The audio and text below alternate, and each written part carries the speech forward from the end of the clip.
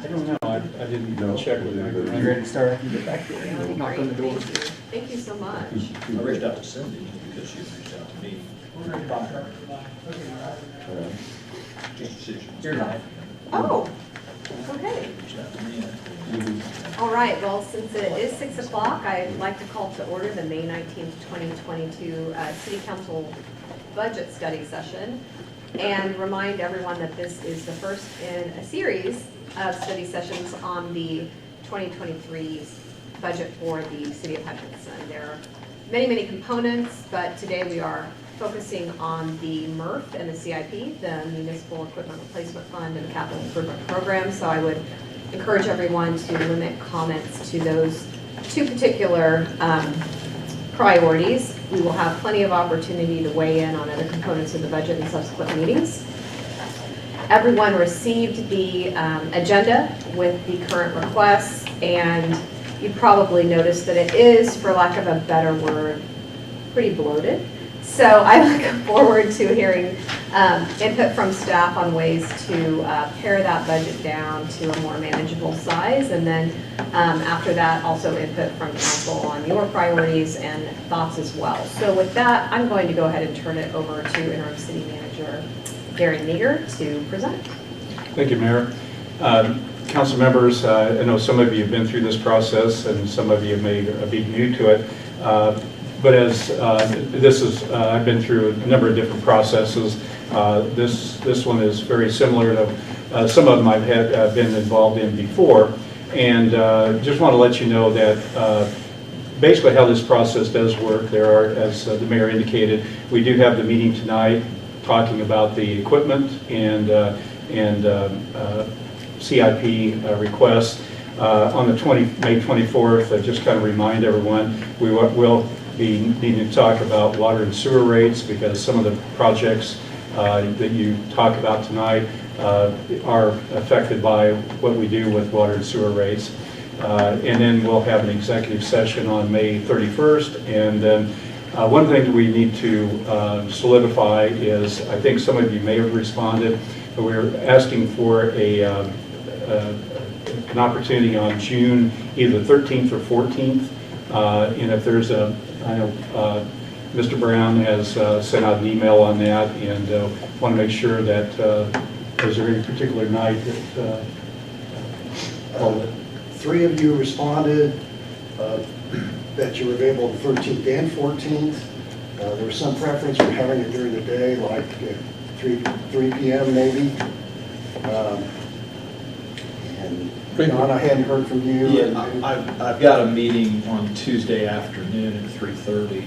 So Monday would be better. Monday the vet Monday would be would be better, or either one on the evening. Okay. Probably June 13 at 3 o'clock would be the best for all of you. All right. Okay, we'll set it. Okay. Thank you. Thank you very much for that. Just to let all of you know, Angela and I have been meeting with the department heads over the last couple of days, and I think we've met with almost everyone that has equipment or CIP requests. As the Mayor indicated, this is kind of the time of the budget. We're getting that point where we do have more requests than what we have available funds. So tonight we're going to get ask some of the department heads to go over their CIP and give you some more information. You may have questions about some of it. I know it's a lot of information to go through. We're still, Angela and I, after meeting with everyone, still processing some of that information. So your input tonight will help us a lot.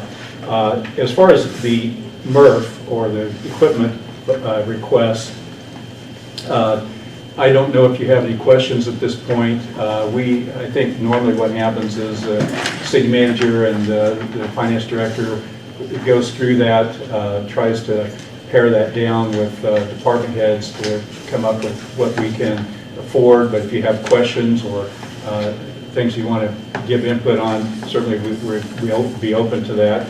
With regard to the CIP, I think that's where the primary focus is tonight. And so what I'd like to do is maybe start out Public Works.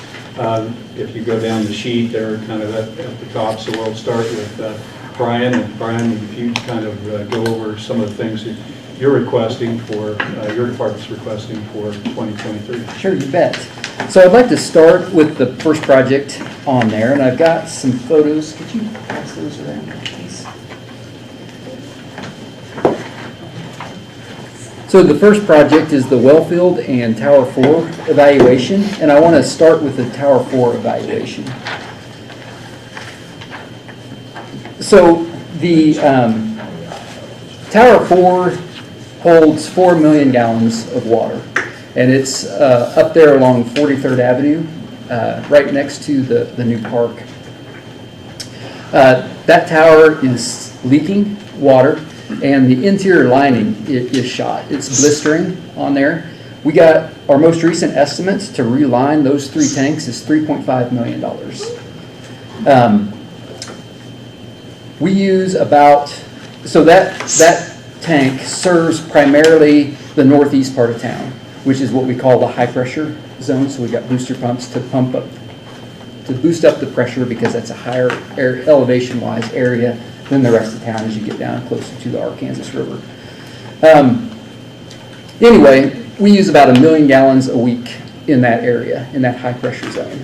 So one concern that staff has had is the age of the water. When we're holding 4 million gallons, but we're only using 1 million gallons a week, how old is that water getting? And just like anything, like milk or whatever, water has, shelf life. So the longer it's held, the lower that quality becomes.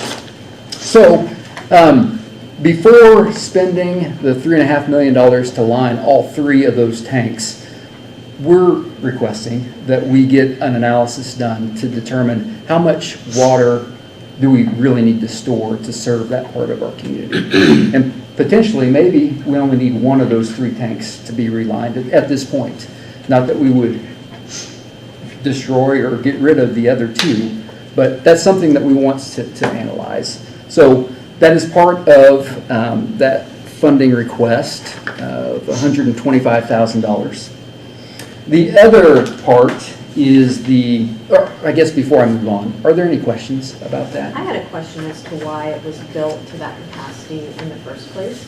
Yeah, and I don't know the answer to that. That was constructed in 1985, and I'm not sure why it was built to that capacity. And because that area has never been fully built out, or maybe there was a thought that there was going to be a large development out in that particular area. That you don't foresee the need for that level of service in the foreseeable future. I don't know. It kind of depends how much water you use up in your Oh, apartment. my word. Yeah.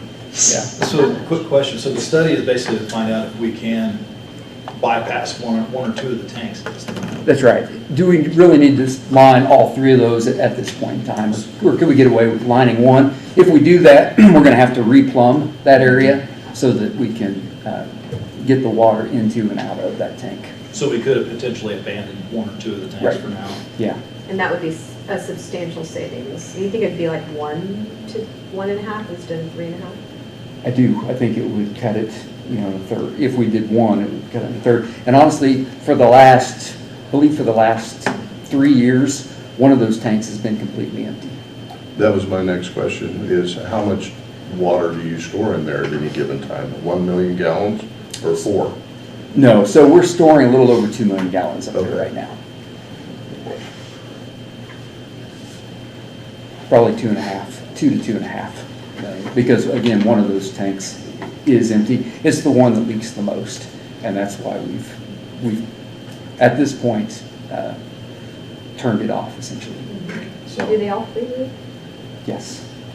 so I'm going to completely uneducated question. So what on our other towers, what are we looking at for, if we're using 1 million a week, and we could use 1 tank at 1 million a week, if it's comparable to our other towers on our usage and how much water it holds, why would we need a study to be done if we know we can shut down 1 more? Well, and that's the thing. I'm not 100% sure Okay. about doing that. So before we did that, I would want somebody to be able to come in and provide an evaluation, or an assessment of that I mean, area. 125,000 buy a lot of Flex Seal for Right. these things, right? Yeah. But, okay. All right. Brian, one thing I was hoping everyone could go over when they discuss the request is the funding source. I noticed this is coming from the reserves, but can you talk a little bit about how healthy those reserves are and what this Right. particular project would do to it, or the next one? I see the next 4 from reserves as well. Yeah, so this project would be funded out of the water fund, essentially. And so we've got some reserves, some project reserves that we transfer every year, money out of the water fund into these project reserves. One of them is for water production projects, which is Okay. maintenance of our water towers. So those funds are in good shape right now, but on Tuesday, we'll be talking about the water and sewer rate studies that we've done. And all of our water and sewer rate projects are contingent upon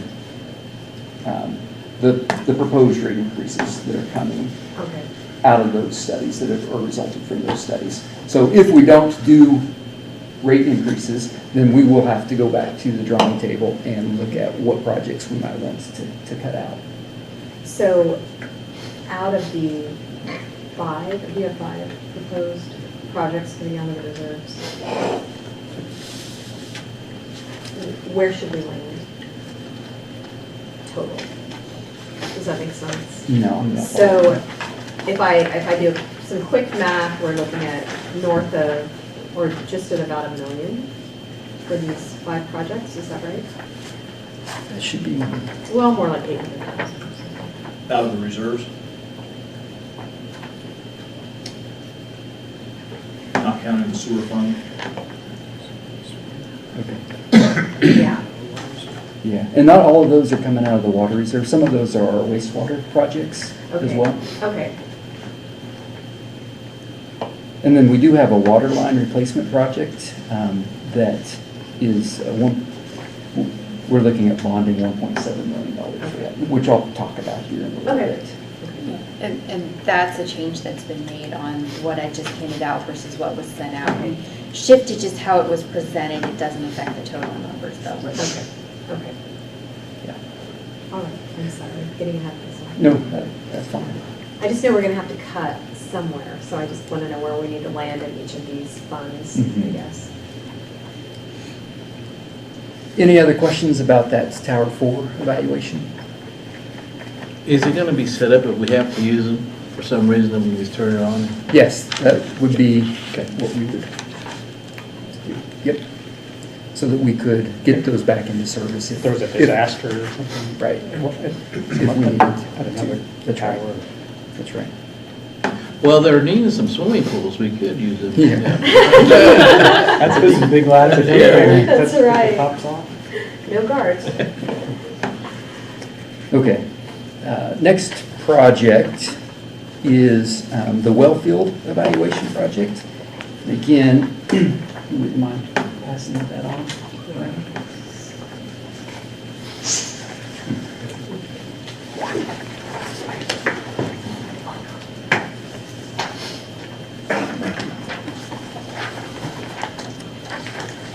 So if you could turn it around to the map. Right there. So this is a map of the wells that provide groundwater, that pump groundwater to our water treatment center. We have 14 wells that are actively pumping water to our water treatment center. On the second page, if you want to flip that around, there's a schematic here, and this shows that northwest well field, so that series of wells. So yeah, it's the schematic on that next page. Everybody there? And on that schematic, I've got 2 labels, a BV7 and a BV2. That's butterfly valve 7 and butterfly valve 2 within our water treatment center. In 2013, so the plant went online in 2009. In 2013, those 2 butterfly valves were ruined due to high pressure. So the way the plant was designed, those 2 butterfly valves control how much water goes to our raw water storage, which is the tank that we pull water from to go through the membrane process, that reverse osmosis process. Then the other butterfly valve controls the amount of water that goes to the clear well, which is our raw water that we combine with our treated water, and then we pump that into the distribution system. So due to high pressure, the flap on that butterfly valve and the seat was completely eroded.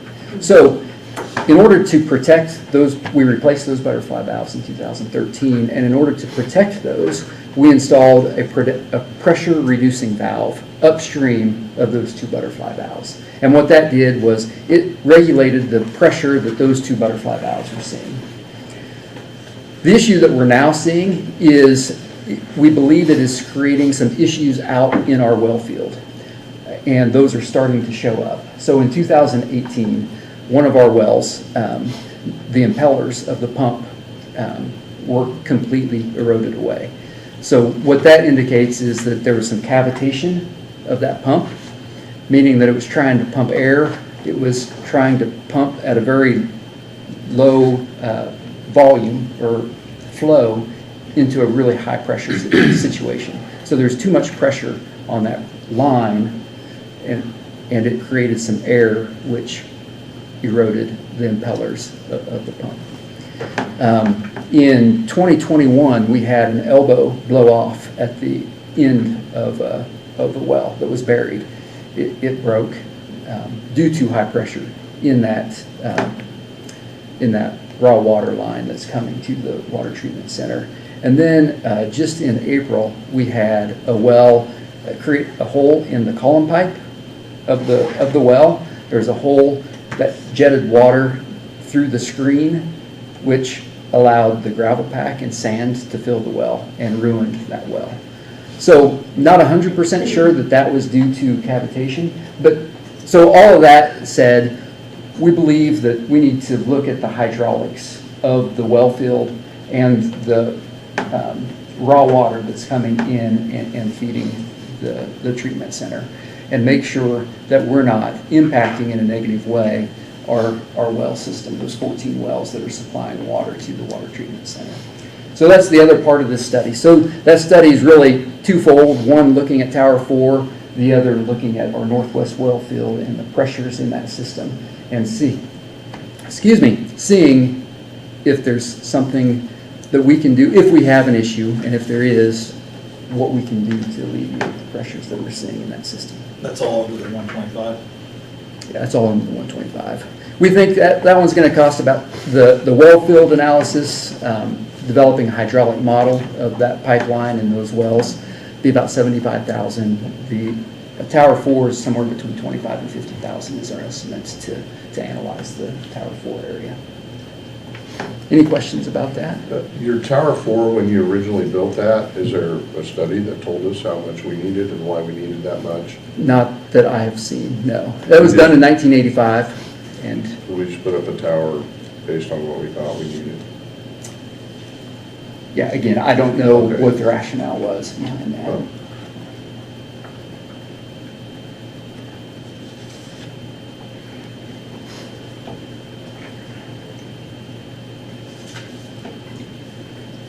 Does the council want to hear all projects before yay or nay, or do you want to just say, yeah, that's clearly something we need?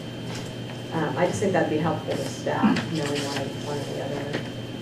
No, what I've heard so far on these water wells, that definitely needs, if we're gonna save some money on one well, to put in one well, we definitely need to do that. I mean, that's a positive right there. And as far as the propellers and all that, yeah, that's, I've seen that stuff, and yeah, we need to do that, find out what's going on with that. Well, maybe we just How hear them all, and then at the end, we're going to have to cut something. Well, how has it gone before, and how would you like it to go, Mayor? Well, I would like to hear from Angela where she wants the bonding to be from the general fund. We typically land about 6. 6.5. And I think we're at 8.3 now. But as you'll note, there are multiple funding sources listed for these projects, so it's not all about the general fund. But that's a big one, right? So this first column, under, under GO bonds, you've got the general fund and the request total 8.6. We want to be in the 6 to 6.5 under this column. Now, each fund is going to have its own kind of parameter, which is what we need to hear from staff about. And then we're tasked with fitting all these needs within that parameter. Okay, Does that make sense? that does make sense. Then at that way, if you want to do that, then maybe we need to hear of all the stuff that's going Yeah. on. I Yeah. think that's Go cool. down the list. That's right. And again, on Tuesday, we'll be talking about water rates and sewer rates, which directly impact a lot of the projects that I'm talking about, these water and sewer projects. Okay? Next project on the list is the replacing well 15. So I mentioned that we have well 15 column pipe blowout. Here's a picture of the column pipe with the hole in it. Brian came prepared. He's got photographic evidence. That's right.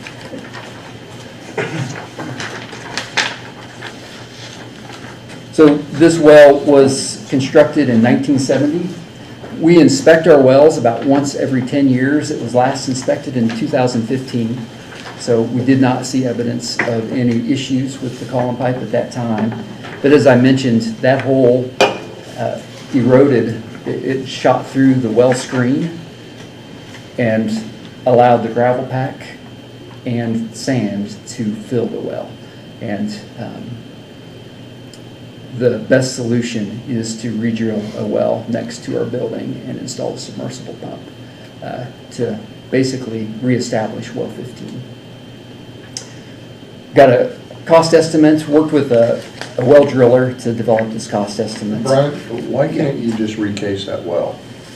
And we talked to one of our well drillers about that, and he said we could look at doing that. He said it would cost roughly 50% of what a new well, but he could not guarantee that it would work. And the concern is because of the amount of gravel pack and the amount of sand that has filled in that well.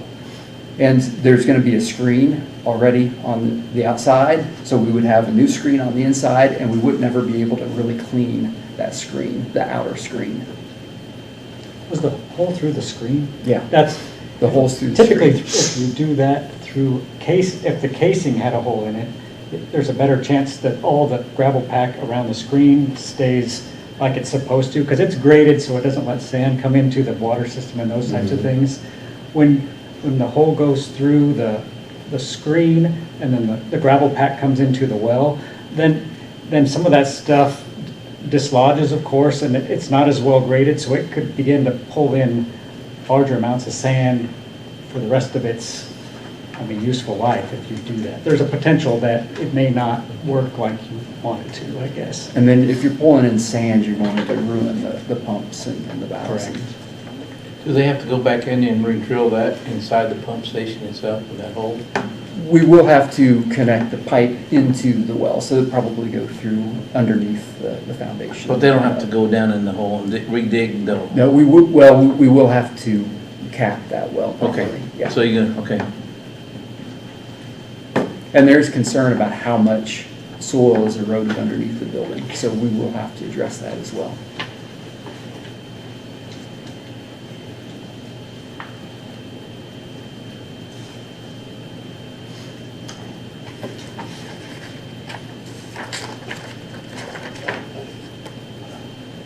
Other questions about that?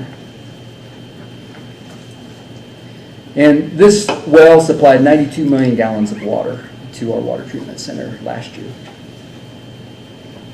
How long has it been online? since April.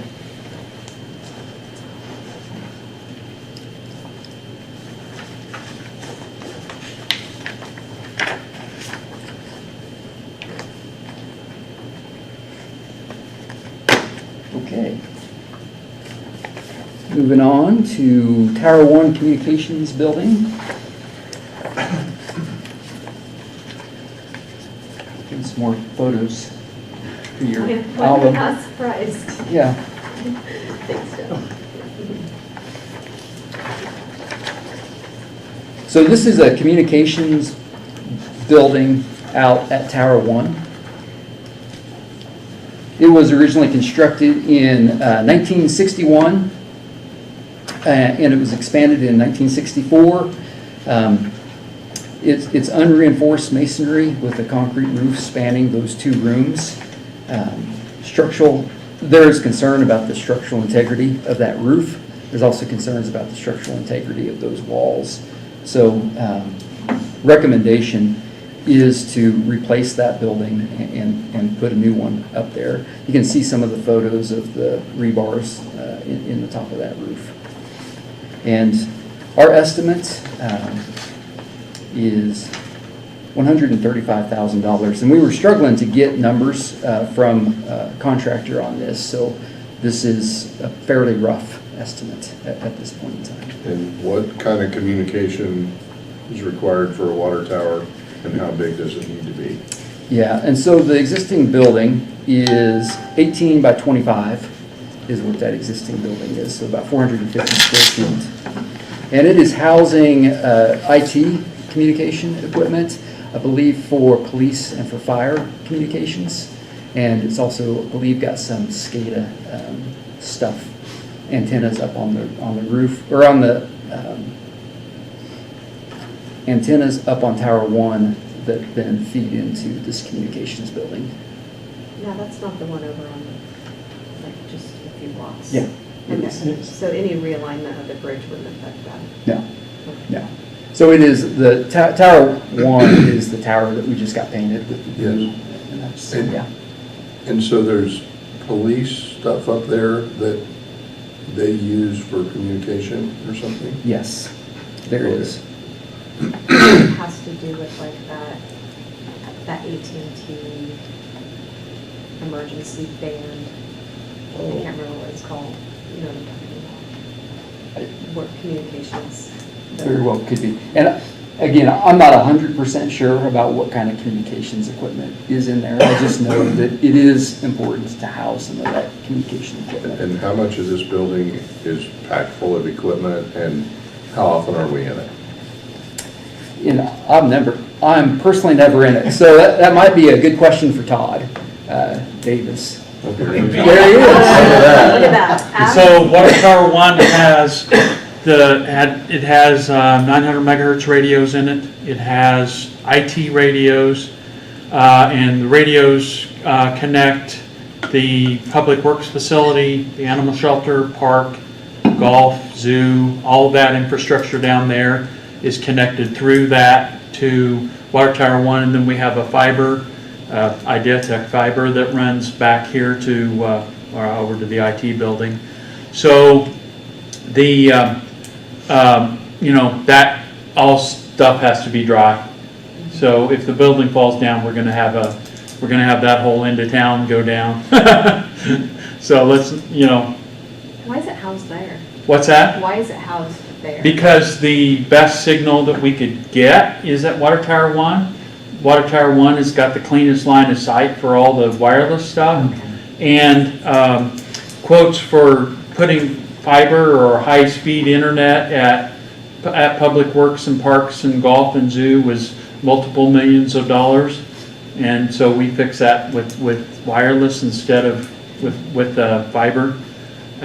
We'd love to have a project to put fiber down there, but at this point it's not feasible. Yeah. We're looking for grants for that. At some point we hope to be able to do that as a project, but at this point we're not there. And how often are you in there? In the this building? Well, we're in there 3 or 4 times a year. There's air conditioners in it, you know, and maintaining the gear. And then, of course, there's, you know, there's SCADA systems as well. What does that mean? SCADA is the communication systems for water sewer. You know, it tells you what level, how much water's in the building, Okay, and gotcha. that kind of stuff. Yeah. So and I can't remember the acronym right now for I SCADA, cannot but either. Supervisory control yeah, And data acquisition. data and data acquisition, yeah. All right. So anyway, that, it's an important building. It also controls your tornadoes. Sorry? It also SCADA for your tornado signs. Yeah. Yeah. So maybe that shouldn't be funded out of the waterfront then.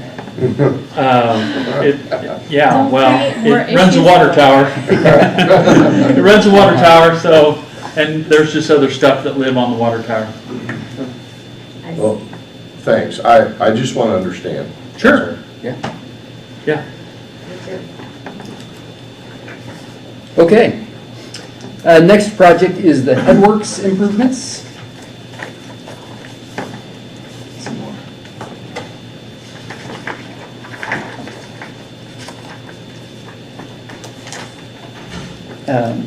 So this is the grit removal process at the wastewater treatment facility.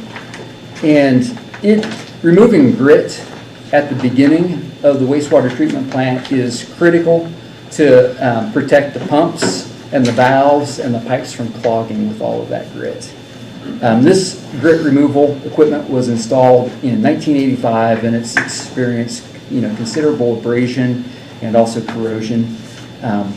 We have completed a wastewater treatment facility planning study in December of 2018, and that study recommended replacing this equipment in 2023.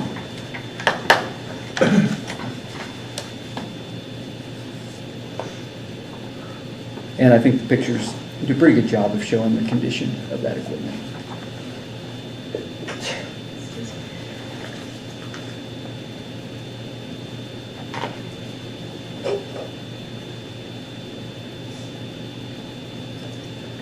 So this has like a 35-year life. Yeah, I would say probably 30-year life on it. Okay. In the conditions that lives in. It's a very corrosive environment. Such a nice word. Right. And I would love to take anybody who's interested in coming out and visiting any of the plants or out to see the well or whatever. I'd be more than happy to take anybody out there and see this stuff in person. Any questions about the Headworks improvements projects? Okay.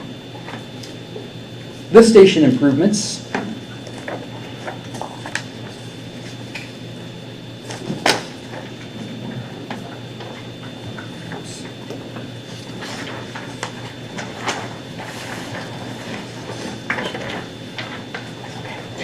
So the city has 33 total lift stations.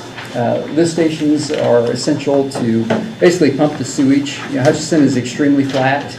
Ideally, you want to have your sewage flow by gravity to the wastewater treatment plant, but we're so flat that we have to have lift stations that pump that sewage up until it can flow down by gravity again. So again, 33 of them. 28 of those lift stations have been upgraded. These are the last 5 in our system. These were installed between 1977 and 1987, and really do need to be upgraded. The pumps, the piping, the controls all need to be upgraded so that we can make sure that that equipment is reliable and serves the city. That map just shows you kind of the rough location of where all those lift stations are, those flags, and then just a few pictures of those existing lift stations. You can see some of the age on those. We'll also be rehabbing all the wet wells associated with these lift stations. Any questions? Is the lift station down there on the south side of the town, is that one the last one going to the wastewater treatment center? No, that is not. That is actually a fairly small one that serves the mobile home park there right by Cow Creek, south of US 50, and then there's a truck wash. And what we found is that when those truck washes, that new one went in, that pump station is really not sized adequately. We don't have the redundancy that we like to see in our pumps at that particular lift station. Doesn't it have some groundwater infiltration problems at different times of the year, I think? Also? Well, there's a sewer in the mobile home park that does, yes.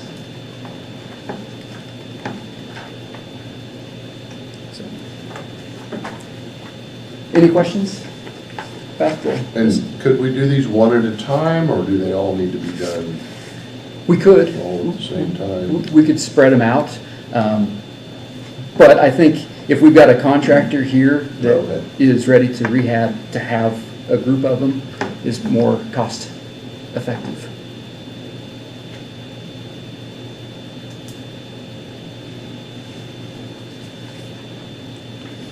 Any other questions?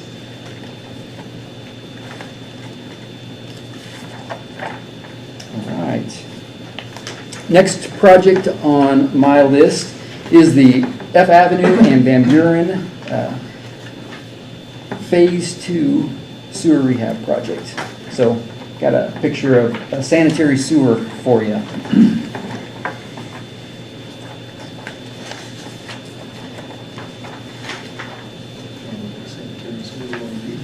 Yeah. Yeah.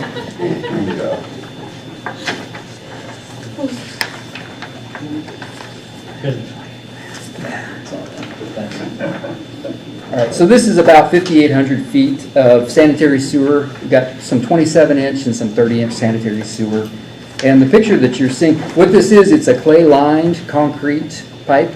And you can see that we've got some missing clay tiles.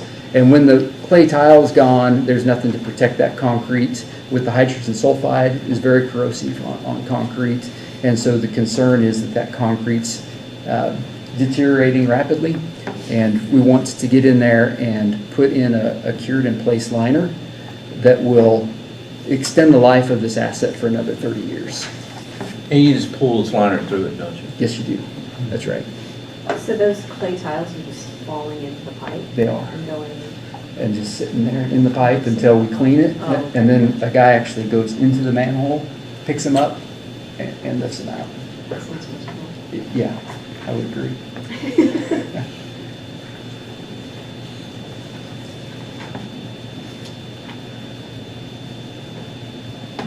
And I think, yeah, in the 2018 inspection identified 95 total defects within that roughly 6,000 feet of pipe.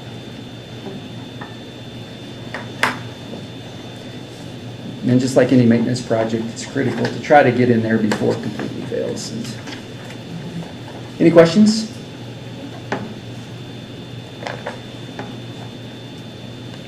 Okay. Next one is the water line replacement project. This is a map showing the location of the proposed water line replacements. And what this project would do would replace roughly 1.5 miles of 6 to 8 inch cast iron water line in various locations, basically from about K61 to Cessna and from about 1st Avenue to 9th.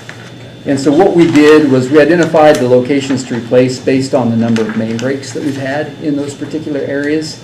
And the pipes that are identified in red in that map that I just gave you, I think we had a total of 98 water main breaks on those pipes alone. So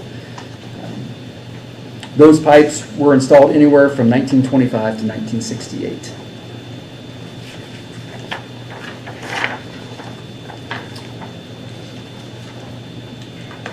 And eventually our goal is to replace about 3 miles of water line a year, which is about 1% of our system. We've got 315 miles of water line within our community.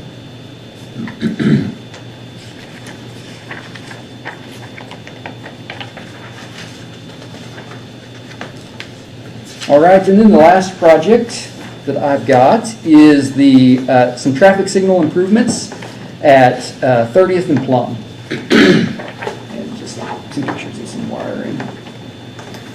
So this project would replace and upgrade our cabinet, controller, our detection system, conflict monitor, wiring, manholes, traffic heads, and traffic back plates. Also upgrading our pedestrian crossing lights and putting and installing a battery backup for that particular intersection. And this is a long-term project.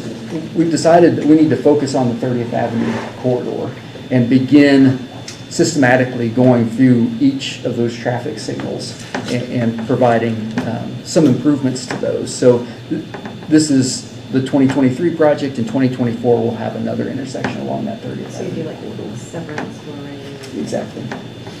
Yeah. This looks like, just for the cost itself, is that just material?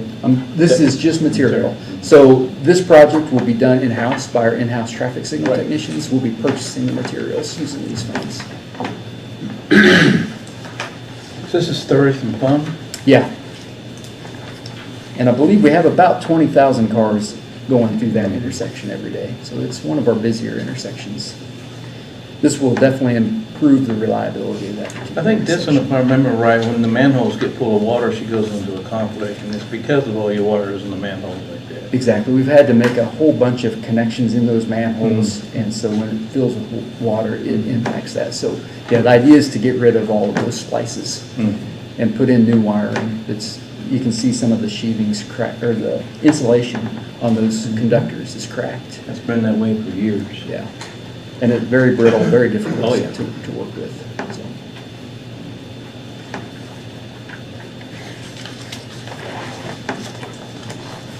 Any questions? Were any of these projects delayed from past years? No. Are any projects on the CIP projects that have been delayed from past budget years? I was assuming there would be at least one or two. Yeah. When I go through mine, I can identify which ones were. Is- I Yeah. think they're Justice all roll. He's the can kicker? Okay, Jeff, if you, we'll now hear from Jeff with regard to engineering. I have some pictures, but not probably as nice as ones as, thank you, Brian. And this just includes all of the different things.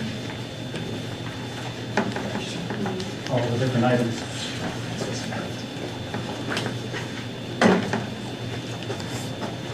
Let's see, what was the first one on our big list? Third Avenue reconstruction. Was it? Actually, First and First Star. Oh, I was yeah, looking yeah. at the. First and Star, I know you, in other presentations we've had with respect to the stormwater system, we've had some pictures, and this one is the last project in the folders I gave you. It's, in fall of 2021, there was a failure in the Superior Street storm sewer. And when we found that, there's some of the pictures showing it, it's starting to corrode on the sides of the existing storm box. So this box was constructed in approximately 1918, somewhere in that range. 1918. Yeah, somewhere between 1910 and 1920. So it's served us well for 100 years, but it's to the point where it's actually needing replacement. And this one runs in Superior Street from down by the railroad area all the way up to 4th, and then it does extend on up to 8th Avenue. And then there's other improvements involved in this, because this was also a portion that was included in our stormwater master plan. So with our master plan, there were some other flooding issues in that area, so this would be potentially one phase of that project. I believe it was about $8 million overall if we want to do everything. But that being said, it could be done in phases. This one, we actually had another collapse just last week, and we have another block closed on Superior Street at this point before. It's closed again. Yeah, it is. Yeah, it was about an 18 by 18 inch hole, is what we found in the pipe. So this one would come out of stormwater utility funds, or would be paid for bonds through the stormwater utility fees that we collect. So What do we have in our stormwater fund? I believe like 5 point. Yeah, like 5.5 million or so, the last time I looked. We will probably dip that down a bit for Mine Street. For Or Mine Mine Road, we'll pay for that one, because that's 1.7 million in itself. What about Cow Creek, those I've spread out over a little longer time period. Those would be bonded also. I have something in. Oh, those would be bonded. What? Those, okay, Those would be bonded. but not others. Yeah. It would be out of we haven't paid stormwater. cash so far, but we'll get to the point where we'll have to bond. some of those, as those come up. So without this one, so this one is a priority. It could cause problems going forward, so, or maybe not a street where the street is long-term, so. But it is actually under the middle of Superior Street, which some of it's more of a Millings type road, or it's heavier than that, but it's not a standard curb and gutter road. It's more of a rural section in that location, so. Totally unrelated, but kind of related. Did we bring in about 2 million in stormwater fees a year? 2.1. 2.1 million. Okay, okay. Yep, it's not unrelated. Okay. It actually is. So, that's the first project on here. The next one, we've been trying to do some reconstructs all over the community. The next one we've identified is 3rd Avenue Reconstruct. And that one is the first project we have in here. And unfortunately, I put in a wrong number in the CIP. It's actually a little bit higher than, well, 2.75 million. This would be a complete reconstruction of just a portion. There's a map on page 3. This is the first project. You're on it, Steve. Reconstruct from clay to bone break. That particular long block there is the subbase is failing, so it would need to be reconstructed. The rest, the blue portions on this map show just more of a standard mill and overlay. And then with that, Lorraine Street has the railroad tracks running up the middle of it that aren't used right now. I mean, that are abandoned. And that street is really wide. In the long run, we'd like to narrow that one so it's not like 6 lanes wide as it is now, just from K61 to 4th Avenue. So. Well, I feel like when we did the road diet about 10 years ago, it diverted traffic from K to 3rd. It may have. Because you can go a lot faster. And so I'm venturing to guess that that's a lot more heavily traveled now. And I did not look at the average daily traffic on that street, but that may be. Now, you're just gonna reconstruct just that red line, that red portion of it, you're not doing? Correct. Okay. But it's so wide that, I mean, even the cost of the asphalt on that is quite high, because it's, like I said, it's a full 5-6 lanes of traffic and parking. So. You just put us in the opposite direction. You put us over 9, so if you look down. I know that. Unfortunately, all the ones I have are You are the biggest perpetrator. of this, so. But that's that project. What's the next one? Baker and 16th Street Avenue Bridge replacement. That's the next one behind. This shows the location of it. This bridge in the last, I believe, two years ago when they did our annual bridge inspections, had to be rated as well as the other bridges in that area, O'Daniel and Marlin, had to be rated at 4 tons. So really, in this area, it's more a function of how much covers over the top of the corrugated metal pipes. This location also has had two times it's been repaired. The street has been repaired because of settling in the middle of the street. It's just one of those bridges that we're keeping an eye on, but it needs to get replaced at this point. At a 4-ton rating, can emergency vehicles still go over? Well, maybe a ambulance, but not a fire truck. And we have to the fire department actually does keep track of all of our 4-ton bridges, and they do reroute to get to those different So places. that affects In reality, response times. trash trucks can't go over it. I mean, there's a whole host of ones. I can't tell you that they do or they don't, but this is one location that would open this up a little bit better through that area that's just east of the high school and college area. So, We have 2 other bridges that are getting done this next year. I mean, so we're starting to Yeah. make some headway. When you look at bridge replacement, do you also consider elimination if it's possible? I mean, I know we could This one we could. eliminate, but, We haven't in the past because they're on established waterways, yeah.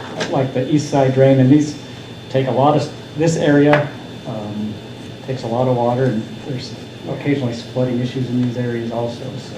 And when we do replacement, what is the lifespan? Is that a 50-year? It would be 50 or more. This one was installed in, oh, I have that, in like 74? somewhere in that range, yes. So.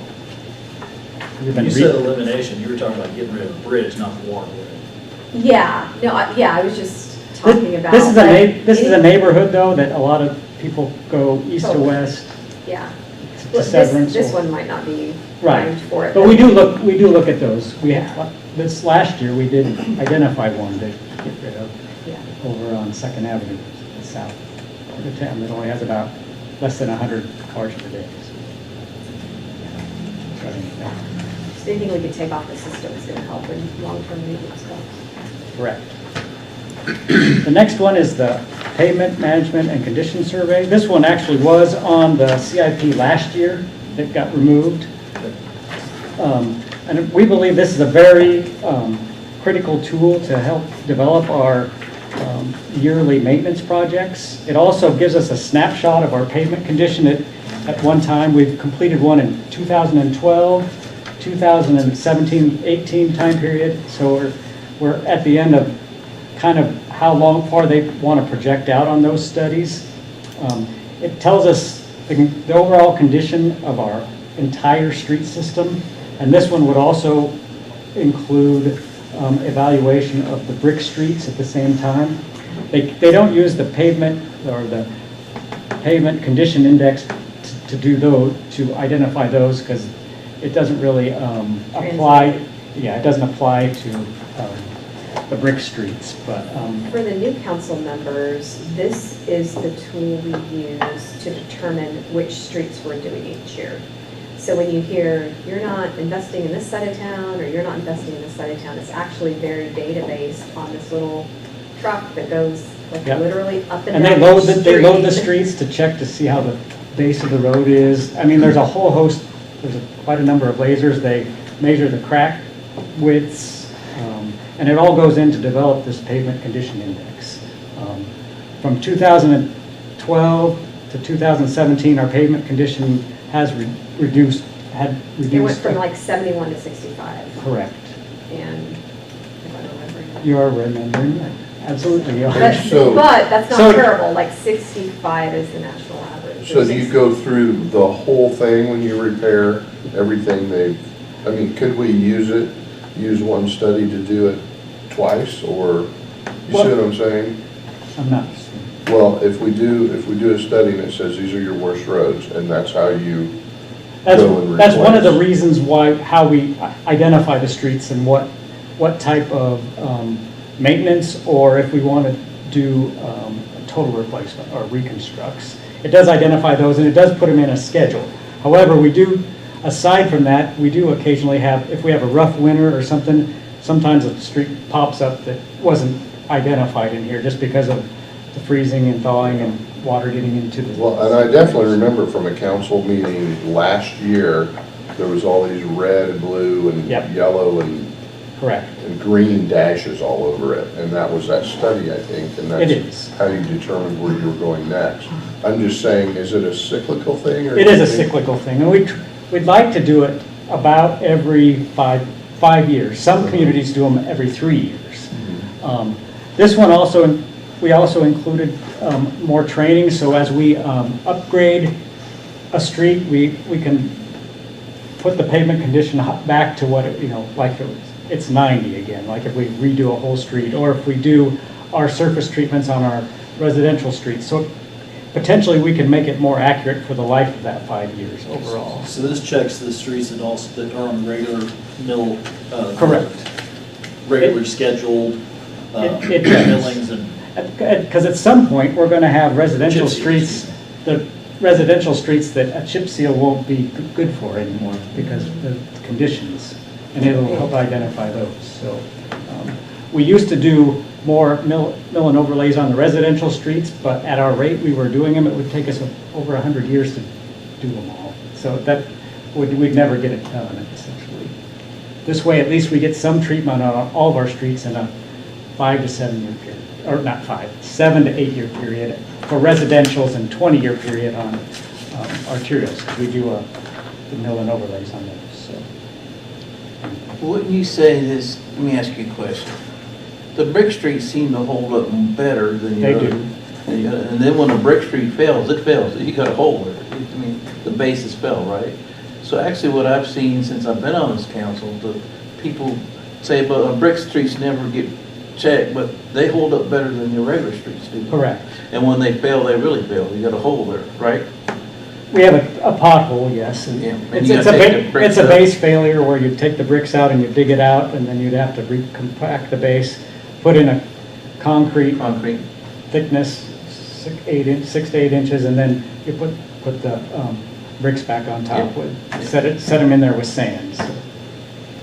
So the people got the brick streets, they actually got a good street better than sometimes the regular streets on the base side, Yeah, but they're starting to show their age in Yeah. different locations too. So. You're jumping ahead because he has something in here to address that as well. Later, but, right, okay. The next one is phase 2 of the traffic signal preemption. This year in the budget, we have traffic signal preemption for the first phase, which is Main Street. We're working through some issues with what upgrades we need to have on our existing traffic signals, because some of our equipment's old enough that it's not compatible, and the communication with other traffic signals isn't able to do. So IT has helped us get a number of those that can communicate with each other. So we're starting to get those issues worked out and identify what other equipment. But this actually moves us down the 30th Avenue corridor from Main Street all the way to K61. There's 7 traffic signals in that corridor. Are they gonna redo the controllers, or just a couple that won't be compatible? Well, there's ones that aren't compatible, and I've been talking with Craig in the street department, and for the ones that we're going to do now, we can switch some of them out and move them around to make the ones compatible on 30th Avenue if we had to. So, but there's some that will have to be upgraded. There's some components that will have to be upgraded also.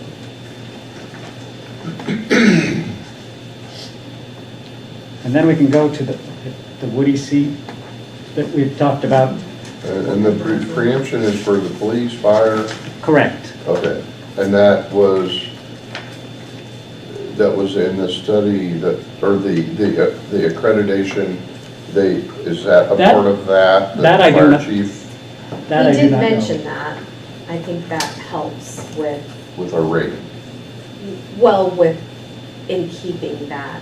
I think it helps them with their response times. Yeah. So there's some things that go into that. So it is for public safety issues occasionally. Would that be, so is that going to be our only corridor? Which major corridors don't have preemption? Well, we don't have preemption anywhere right at the moment. Okay, This would be the phase 2. The first one, which was approved in last year's Yeah. budget, is Main Street. This would be the 30th Avenue corridor. okay. So we do have it counted? Not yet. Not yet, but, I mean, we're approved it. Correct. Yeah. Correct. So we'll have to do like 17 next, probably. Yeah, and we haven't really identified the next one. Those were the main 2 that they were concerned about. 30th Avenue is difficult because of the wide street and the number of lanes, so there's just some issues with that on response times when it's heavily trafficked. So. I think it's on to parks for the. Oh, no, you didn't talk, do you want to talk about what you see? or- Oh, yes, I That's how can, you sorry. conveniently try to No, you circle it. changed my train of thought is only, it's one of those squirrel things. Anyway, on the Woody seat, we have talked about beginning the first phase of that from Avenue C south to the Arkansas River, doing the mill and overlay and improving the off and on ramps, also improving some of the storm pipes to go on and off of the bridge areas and the paved areas, as well as there's some minor bridge improvements with the approach slabs and those types of things. That's the one thing that failed on the Avenue B bridge. So some of those are getting to need to be looked at and reevaluated, as well as working with the medians. So notwithstanding what we do further north, Correct. this would not be just money down the drain. Correct. It needs to be done, and the longer we put it off, I mean, the condition isn't getting any better, as everybody knows. So that's what this project is. It does the mill and overlay, improving the ramps, you know, all those types of things. Sorry, I didn't mean to skip. You, Justin. And Angela, you have a plan to bond that out systematically to where it doesn't? Yes, we would either bond it, or I was hoping tonight, maybe after we present, we could discuss what. Yeah. Okay, sorry, I'm that squirrel too. Yes, I mean, if ARPA's off the table, we would bond that, and then later on, when we decide what we're gonna do with the rest of it, we would bond the rest of it. And how do the grants come into this? Like, This part is more of a maintenance type project, really so there's not really grants available for that. It comes into when and if we do what we do on the next portion. okay, all right. I do want to mention that when we get into the conversation about ARPA, if we have projects that we think we want to take out of that bucket, that it would probably be prudent to do that in this budget cycle, because those funds have to be encumbered by the end of next year, and, you know, it takes a while to get the projects going, and I know we have till 2026 to get it done, but I would just encourage us to use it in this budget cycle instead of next. I don't know what your thoughts are. I think if we're gonna use it on a project like this, it would be good to use them in '23, because that project could potentially run into problems. Snafus. Yeah, it's a big. I would rather know for sure that we're gonna meet the deadline, but that's just me. Right, and then it gives us, I mean, we've done surveying, we've done some very preliminary things, but just so we can keep that moving and get it done. I got a question that citizens ask me all the time on this Woody seat. The people that live down there, do they have to pay higher taxes for this? No. So I'm trying to get them to understand that. The whole city is going to pay for Because it's a this. bond, it'd be bonded, right? Mhm. So it's not like a street where they go put street and curb in where you have to pay some Right, more where there's taxes. assessments, Right. there's not assessments. Okay. There's no assessment. Make sure I'm telling them right. yeah. It would all be paid for if we bond it by property taxes. Okay. And I think generally speaking, assessments are on new Correct. developments. Mhm. They're thinking that their taxes are gonna go over, And there right? have been instances, I think when Hyde Park redid their streets and they Yeah. wanted brick detail, they agreed to a small special assessment. Okay. But that was, 15 years ago. So, but yeah, in general. All right, I'm ready for some parks and facilities. All right, first project is parking lot improvements. This is to rebuild or reconstruct the parking lot at the IT building, which is just right across the street. This is a complete reconstruction to concrete. Right now, it's asphalt milling / gravel. We did have engineering look at this a year ago.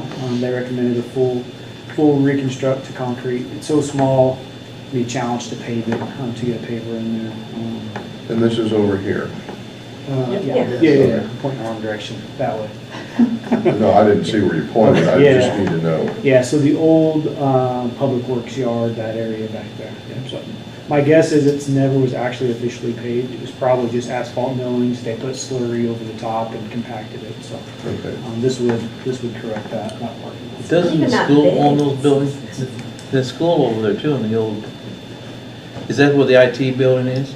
Doesn't the school go in there, own the other It's not the garage? school. I don't know who owns that, the other portion of it. It is privately owned. The old garage, as it used to be Public Works, is privately owned. I guess what I'm saying, we're gonna repave all that where they're at too. No, just the IT parking. Gotcha. So just the section we own. Okay. Yep.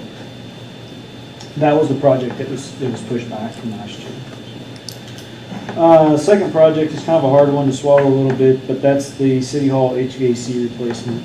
When we remodeled this building in 2014, we added these two rooms, and we remodeled the main portion of the building. We did not update the HVAC system. So the HVAC system is original to the building, still boiler heat. Our biggest concern is that the chiller is R22. You cannot get R22 anymore. So the price tag that's on here is to completely redo the system. So it goes away from a boiler, it goes to a VFR system, which is what these little cassettes in this room are. So every single office has its own system, basically. So, for example, Paul could call for heat in his office, and Gary could call for AC, even though they're right side by side. Right now, the building has 4 zones. Each room has a thermostat. The computer averages those 4 or 5 thermostats and gives everybody that temperature of air. So if somebody wants it warmer, somebody wants it cooler, nobody's getting what they want. So we kind of have 2 issues. One is the system is poorly designed, so nobody's comfortable. But the bigger issue is that if we have a mechanical failure on the chiller, on the AC, we won't be able to get parts or the Freon for it. And so this is gutting everything, all brand new. There is a less expensive but less desirable option. That would be to simply replace the chiller. That's about $160,000. All that does is take the chiller from an R22 system to an R410A system, to a modern system using modern refrigerant. So this is something we've been looking at the past 4-ish years. We knew it was kind of coming down the pike. Prices just continue to creep up on it. And now with not being able to get the R22, we're really concerned this is, if something goes out, in July, we could have several months of portable air conditioning units to cool the majority of this building. So, I do think going to the VFR system is the right way to go. It's obviously very expensive, but that's the best long-term fix. If we were to build a building today, an office building today, that's what we would do, is a VFR system. So. And this would be like the last one was a 50-year system, so this would be like a... Very long-term fix, yeah. It's a dinosaur. It's the same one that I used to, it's a dinosaur. It is. Yeah. We have offices on the end that we have to supplement heat and air. So like where Karen is on the very end, they have their own systems just because the system's can't push enough air that far. So. Questions on that one before I move on? Harsha Park improvements. So when we did our master plan in 2019, the neighborhood around Harsha Park was one that was identified that did not have good quality access to parks. So even though Harsha Park is right there, the only thing that's at Harsha Park is one practice baseball softball field and a connection to the Jim Martinez Trail. So this would be a development of that park. And my thought on this is to turn it into basically a bike park.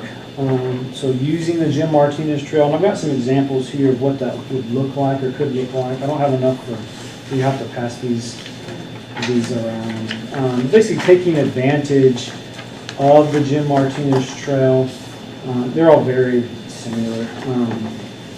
So taking advantage of the Jim Martinez Trail, if you're riding your bike, scooter or whatever down the trail, you could hop off and have some obstacles to ride your bike on. This also hits on another key point in the master plan, was that we kind of have an age group of kids that are too old to play on playgrounds, but not old enough to go and drive and do things they want to do, that feel like they don't have good recreational opportunities. And so this type of activity where there's some perceived risk, because you could jump some of these or you could go faster on these, are kind of in line with what the master plan was saying, that kind of that adventure type sport.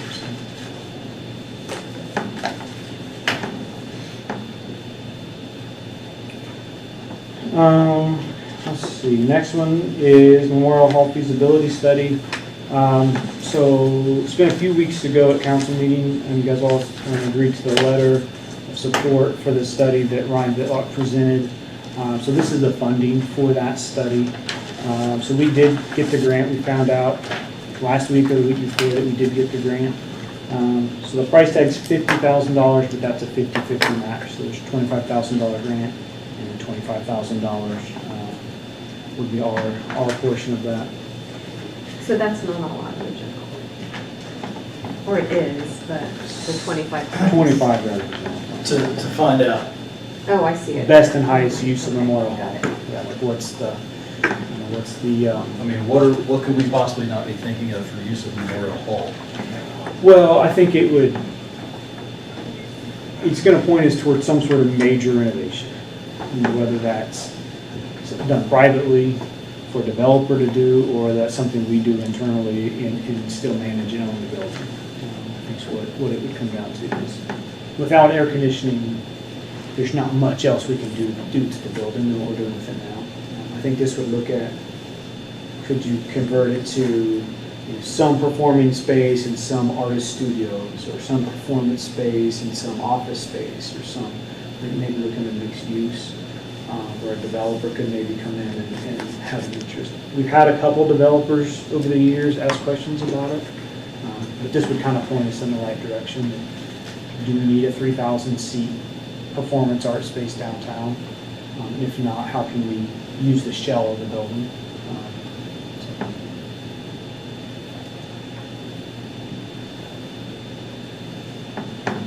Does that make sense, I guess? Next item, Ooh, shadow hooked up. Is that Amber work from Rose Hill? Yeah. I heard it earlier. the next item is to replace 3 playgrounds. So council meeting a month or so ago, I talked about the condition of our playgrounds. So this is just taking a little bit more aggressive stance on getting those old playgrounds replaced. So it's replacing 3 playgrounds, 3 of our worst. Grandview, which is the one that had all the Facebook comments and discussion about, but would also address Herman Bunty Park and Rice Park, which are 2 of our 3 of our worst playgrounds. Sports arena roof, so this is replacing the 2 flat roofs on the east and west side, kind of the old ticketing, old entrance areas, and we have some major leaks in there. Every year we have to go in and do a little bit of repairing. This is also one that's been pushed at least 1 year, if not 2. So it'd just be, and they're a flat roof, so it'd just be going in and replacing the flat roof on those. And Justin, what's our agreement with the college? Do they pay for part of that? It's our building, It's our building, yeah. and what, do they pay to use it then? What, just refresh my memory, or Paul, maybe you know. We kind of split the costs of, what do we call those? Well, the major projects, we Yeah. split them or we negotiate. We don't have a like a 50-50 split in the agreement. It's just all capital improvements will be negotiated. But when we did the bond, didn't we add a cushion for? We did. So For this how type much of is in that fund? Well, right now, it's just all sitting in the debt fund for the sports arena bonds. And yes, the intent is to collect an extra 1.5 million for the agreement with the sales tax to go into reserve. Part of that's going to fund bleachers. But I believe we'll have enough to pay this roof repair to out of that. So I have that scheduled to be paid out of reserves. And the exterior of the building has always been the city's responsibility. Okay. So that's what we pay for out of, what, the intended purpose of that Of that reserve. fund, yes. Yeah. The next item is a strategic, or almost a business plan for the zoo. So really the intent here is to look at, what's the goal of the zoo over the next, 10 or 15 years. As general fund dollars get tighter and tighter, we've talked about the idea of charging a fee. And so part of this would really look into what's that business model look like? Are we ready to start charging a fee? And if we are, what's that fee? What should that fee be? Do we need to add another exhibit or two before we get to that point? It's kind of putting us in the direction of coming up with some sort of cost recovery model. Right now we do recover some costs through the Friends of the Zoo, but this would really kind of put us down that path of how do we take some of the pressure off of the general fund for the zoo. That's one that's been, no, that one did not. I pushed that one last year. That one did not get pushed. So I know that the Rat Fellas, Yeah. that report had some suggestions. But you're saying this would be different because it would address the cost recovery that they recommended in that report? Or? Yeah, they threw out a very generic number.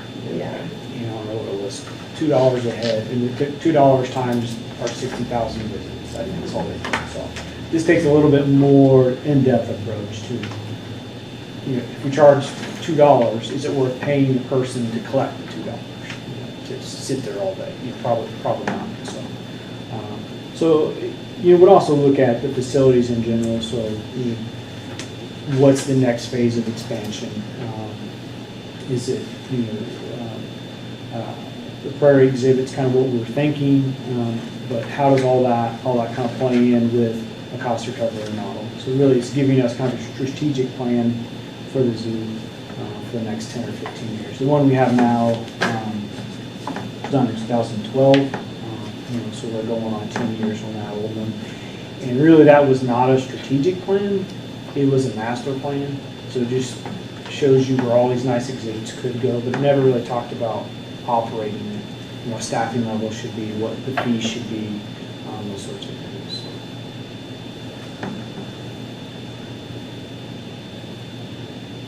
Let's see, the next item is for Well, that study, Jade, I went to the back of that and found some information. I'm trying to figure out how we can use some of that for good information. You talk about the zoo, we're spending $4,800 per animal per year out there. And they compare all these other cities and we're really high. So can we use that to say, why are we spending so much more than Dodge City, Kansas? And I wonder if that's because all those other zoos don't have that, the rehabilitation piece. Well, that's addressed somewhere else in here. And I'm not picking on the zoo, I'm just saying this is one example of I agree. hopefully some information that we can get out of here to ask, why. And there might be a reason. like Yeah, you said. I mean, a very high level part of that is you have to look at the animal mix of each zoo. It takes a whole lot more time to care for, one bobcat in an exhibit by itself than it does in an aviary full of 40 ducks. They may take up the same space.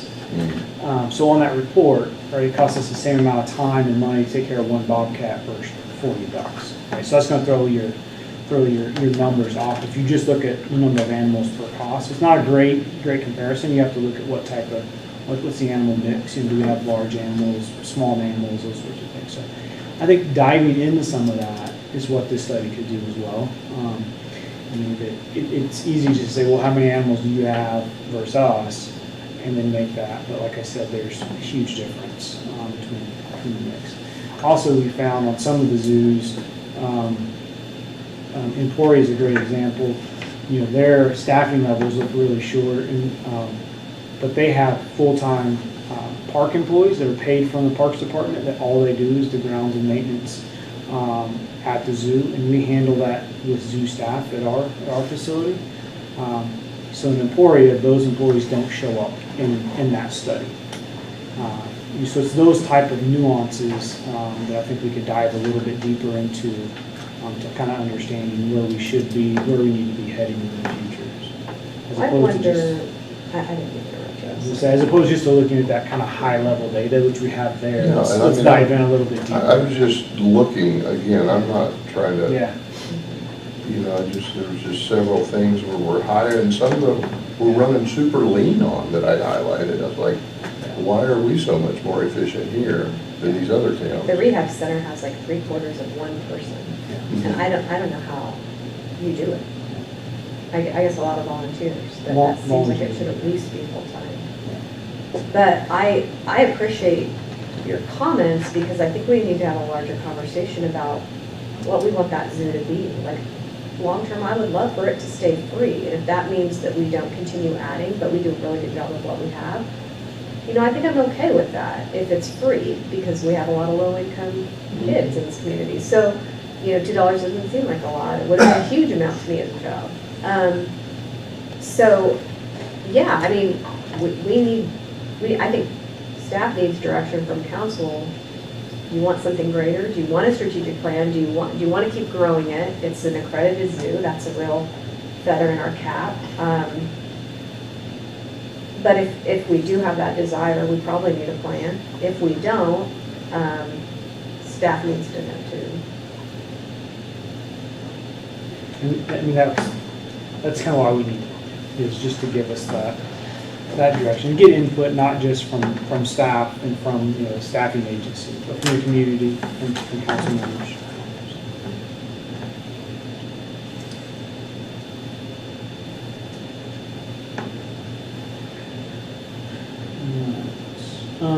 So now, if there's no more questions there, we'll jump to a couple projects for the airport. So the first one is $155,000 for an overlay, so 1.5 inch overlay for the main parking lot for the airport terminal, as well as the FAA parking lot, the maintenance parking lot, which is kind of on the side of the building, on the north side of the building.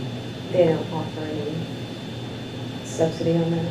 No. Only on the? No. There are no FAA grant requests this year, so everything, we are building, so those funds, we're able to bank for up to 5 years, so we're kind of building some funds for some projects in 2025. We have a pretty large expansion project for a apron. So that's just maintenance of the main parking lot. Let's see, the next item, Midwest Malibu, the description that's in this spreadsheet I don't think is right. So either we pulled the wrong one or we entered the wrong one. So this is not an expansion of the apron outside of Midwest Malibu. This $60,000 is just to repair the spalling and cracking concrete. Midwest Malibu is no longer doing any run-ups in front of their hangar because the concrete is so in such poor shape that actually bring the planes over on the main apron because they're getting concrete chips and things going through their props. This is going in and cutting out and replacing the spalling and cracking concrete in front of Midwest Malibu. I've had calls on that. Has anyone else had calls on that? Yes. Yeah. What's causing the spalling? Is it just age, or is it because of de-icing? It's age. That's not an area that would get a lot of de-icing. We would push it and move it off, but And we fixed a few of those holes, right? we fixed the worst of the worst this year. Okay, and this is to Just add to that? Add to that. Okay. So the project I was talking about that we're banking some money for in 2005 would be an expansion then of that and create more of a taxiway. This is just, so Tony, when he needs to run up an airplane, he can in front of his hangar, and doesn't have to bring it to another apron. I think that's really important to keep in your business. Yeah. So. I don't know what a prop cost on a Malibu, but I'm sure it's not cheap when they run a rock through it. So. The next item, also for the airport, is to replace the roof on the terminal building. Lots and lots of leaks on it. We've done about a half or about a third of the building, so this just replaces the rest of it. It's a flat roof. It's just, we've been patching it for years, and it's time to just go ahead and get it all replaced. The next item, hangar 1 floor. So in 2014, we did a 2-part epoxy floor in there. So hangar 1 is Wells kind of their primary hangar where they keep the jets and all their nicer aircraft. We did an epoxy floor in 2014. We did it with low bid. We had lots of problems with it. Kind of went back and forth with the contractor, but we've never been happy with that floor. It peels off in chunks. So if we have an aircraft that sits for a long time, when they pull that aircraft out, there's usually a chunk of floor that comes with it. Classic. Yeah, very, very classic. Yeah, so this would basically go to polished concrete, which is what we did in Hangar 2 a couple of years ago. They really like that look and like that feel. It's easy to clean. It looks nice. And so that would take Hangar 1 to a polished concrete. I hope we never use that contractor again. And is that all it will be, is 70,000? Okay. They should do the IT parking lot. Yeah. I don't think polish Yeah, beyond that. Polish millions? Should have never heard that. And then the final project on here is golf course master plan. So we are down to 5 holes remaining on the master plan. So the next phase will be for holes 10, 11, 12. So again, the primary driver behind this project is to update the irrigation system. The irrigation system, the existing of the old irrigation system, part of it is ductile irons. We have all kinds of issues with it failing. And so this will bring it up to a modern PVC system. Also gives us individual control, so we can, each sprinkler head actually has its own valve, so we can turn one on at a time, which is what you see in every modern golf course. And so that's the big main driver behind all the improvements we've been doing, is to upgrade the irrigation. But as we tear the holes up to upgrade the irrigation, we've also been, we're trying to do that. Steve's son is playing every Thursday. What time? No, he'll be there till 8, so.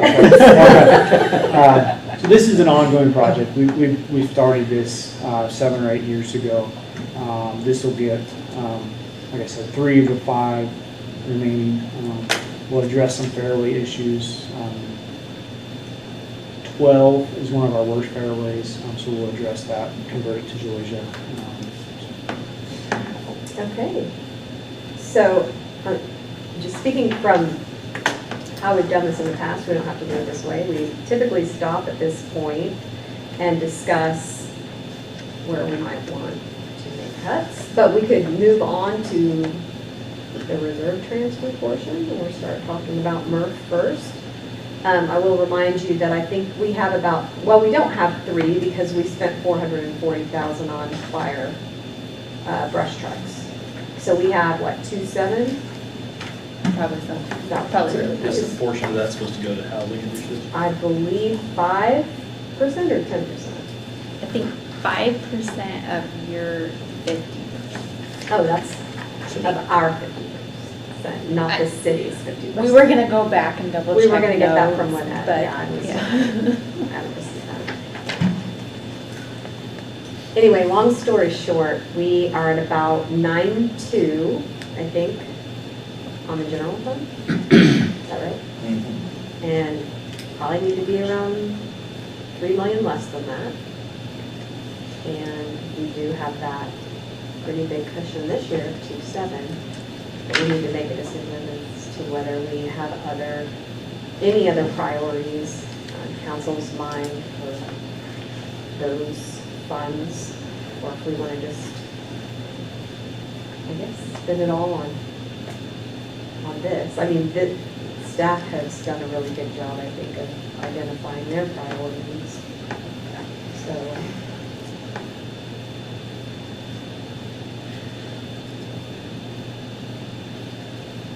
Well, go ahead. I struggle a little bit with the 675 HVAC update with the VFR system.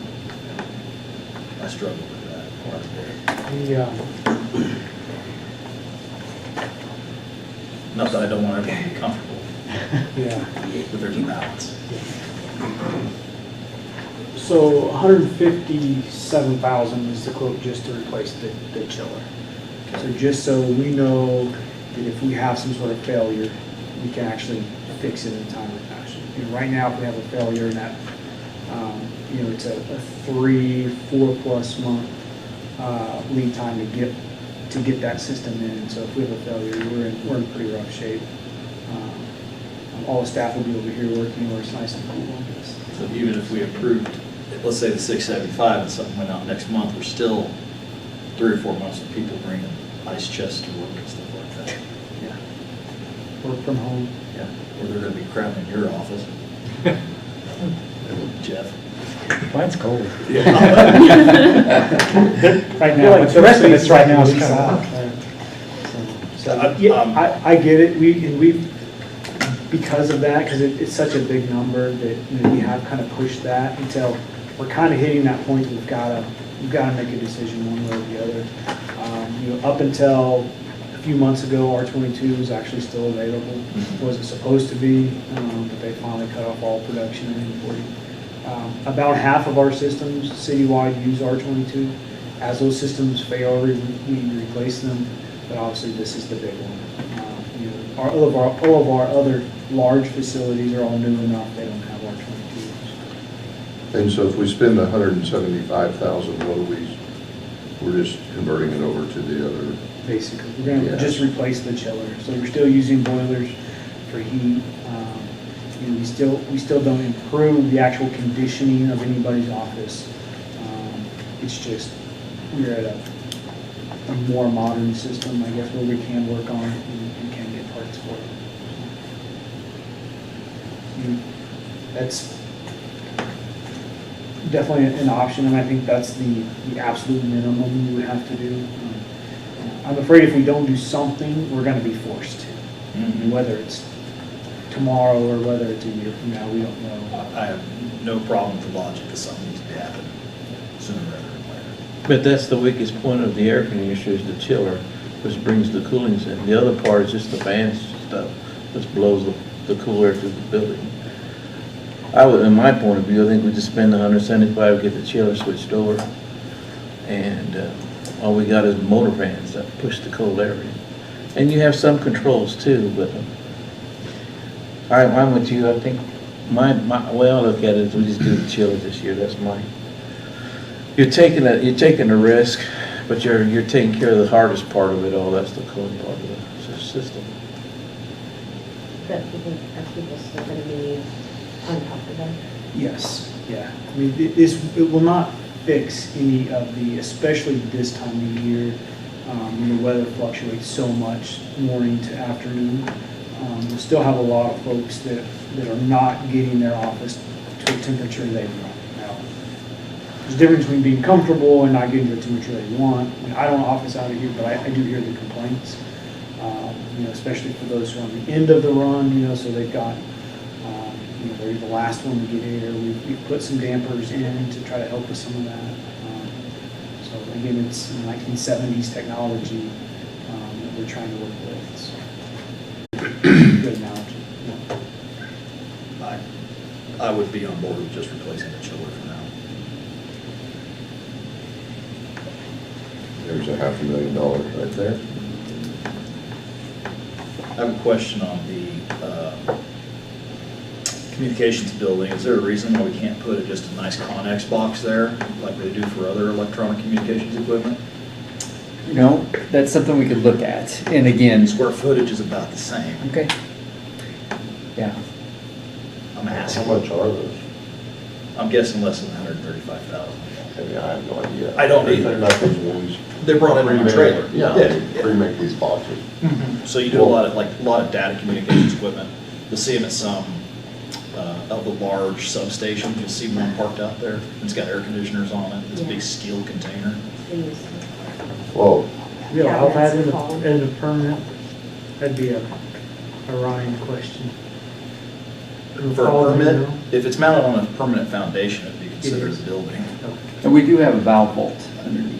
This thing sits over, so we need to protect the valve vault. the what? It's a valve vault, so it's a vault, there's a basement Oh, okay. under there where we've got valves and piping that feed to and from that water tower. And I'm not saying it's $135,000 in savings, but I'm sitting there going, maybe there's Yeah. $20,000, $30,000, $50,000 to be saved on that. I mean, if it's not falling in on itself and it's not leaking, I mean, we're not in there very often, so I'm not worried about people. If the equipment gets damaged, we're worried about people. Well, when's the last, was there equipment getting damaged, or, I mean, I don't, Not right now, but if that roof did collapse, then yeah, the equipment would be destroyed.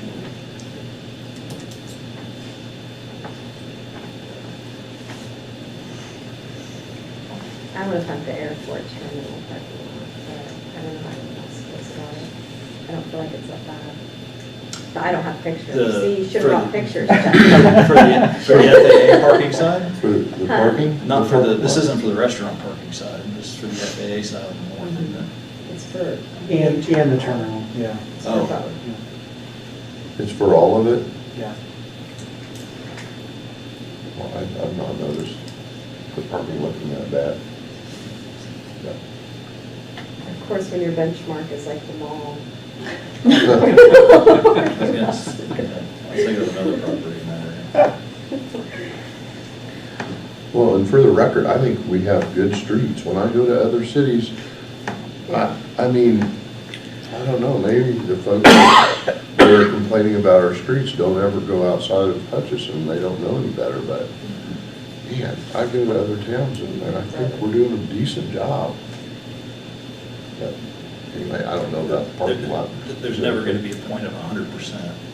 Well, no, I mean, it's, like you said, cyclical and, you know, depending on your point of reference is, if you, I think we have nice streets, so.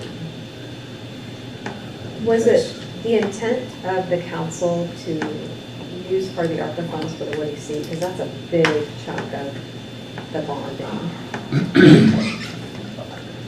It's gotta happen one way or the other. Personally, I would like to use some, if not most of the ARPA funds toward that. I would too, but I didn't know how to list them. I have an appetite for it.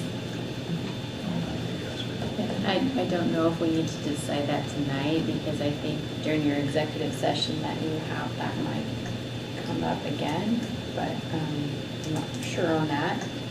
So I don't know if it's something we need to for sure decide tonight, but it would be good to find out what the appetite is. I just don't want to send staff away with no direction on getting that number down. But using the ARPA funds for Woody Seat would get the number down substantially. I think, it's just me, but I think if we're gonna use the ARPA funds, we should try to stretch beyond our goal just a touch. Like, if we're shooting for 6 to 6.5, I think we should be closer to 6 if we're gonna use the ARPA I do funds. too. If we're gonna use that up, I think we need to show the city, the community that we're really pushing for something here. Now, when you say using the ARPA funds, are you gonna, is that past what we already said we're like for housing and, you know what I mean? Right, No, just That's the what we have half. left. Just Yeah, our half. Yeah. so we have probably somewhere between 2 and 2.5 that we Gotcha. can use for something on here. Probably about 2 I think we had like 2.7, right? after we take the 440 out. Yeah, because we had 6.2 and 50% of that is 3.1 and then 440,000 less would be like 2.66. But then you have part that'll go to housing as well. So we know we have more than two, probably less than Yeah. 2.5. Yeah. I had always thought we were gonna use at least part of that for the Woody seed. Maybe it's me. What do you think, Mr. Gardner? I think, well, those got people mad at me on this side, got people mad at me on this side. Welcome to council. Yeah, Might as well make them all make. there you go, right there, yeah. And Son's I'm, gonna be mad because you're missing his band. they're gonna hang me from the nearest bridge. Of course, the bridge could be lower, or, you know what I mean? Be a nice bridge. Yeah. I think, yeah, like you said, I'm with you on our funds. I mean, we got them to use, to get, you want to use it to get us back down to 6 point, right? I think that if our typical goal is 6 to 6.5, and we're using the ARPA funds, I think we need to be shooting for a goal less than 6. Gotcha. If we're gonna use those funds, I think that's a responsible way of handling it. Yes, yeah. Let's see, we picked on public works and parks, let's see what's something engineering we can pick on. You can't, his projects are so big, you can't eliminate them. That was very clever, Jeff, very clever. I don't like making them big. He provided a hefty report. Well, no, it's that. Like the biggest one, I think, well, besides, Woody Seed is the first in Star, but I guess since it's like 104 years old, we can't really argue. Superior Street's been beat up this year with all this stuff going on. It's not pretty down I do want to point out in the reserve section, what's new is the Safe Sidewalk program. So Ryan has requested $50,000 to go towards sidewalk program. And I believe Jeff Shank will be helping with that at least for a while after Ryan leaves. So that has been requested. There was also the Brick Street Maintenance Reserve that is new that Jeff has requested. I just wanted to point those things out so we don't overlook them. And bridge maintenance reserve, which was eliminated last year. And those actually all come out of the same pot, which we have a funding gap, honestly, because they come out of the quarter cent sales tax.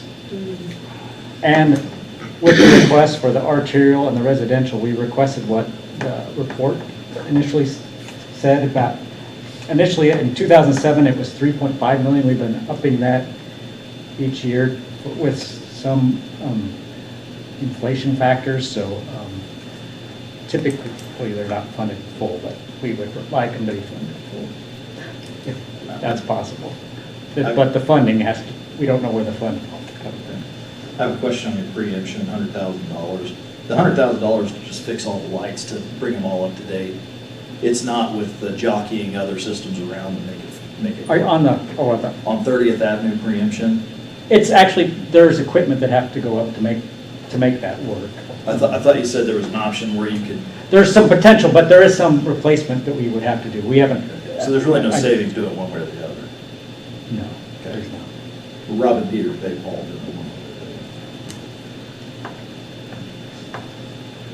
way Is there, you got a company doing that? Just putting in this, We haven't did that yet. We're still identifying the pieces that we need to change out. But on, like the arterials and all those, bridge maintenance, we did the Fifth Avenue Bridge, which hopefully the street's open tomorrow, I hope. But it took a few years to get that done, and we did one project, $300,000, so we're trying to be good stewards of the funding and trying to keep up our bridge infrastructure so we don't have to replace anything. Another thing about trying to shoot below 6, we may end up with some nasty construction cost surprises in the next year. Cost of asphalt going up a lot higher than we intended for. Could. Prices going up. You're correct. There's that possibility. Yeah.